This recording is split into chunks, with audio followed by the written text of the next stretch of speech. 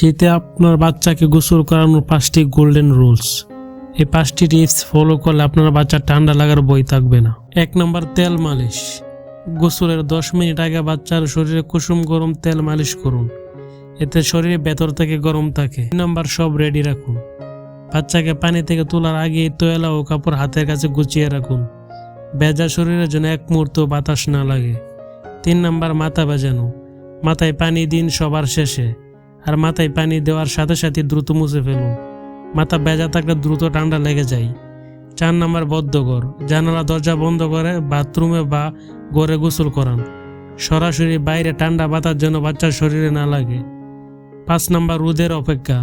খুব সকালে গোসল না করে রোদ উঠলে বেলা 11টা থেকে 1টার মধ্যে গোসল সারুন। রোদ বাচ্চার শরীরে ভিটামিন ডি যোগাতেও সাহায্য করে। এরকম আরও ভিডিও পেতে আমাদের লিটল কেয়ার ফেসবুক পেজটি ফলো করুন এবং ইউটিউব চ্যানেলটি সাবস্ক্রাইব করুন। ধন্যবাদ।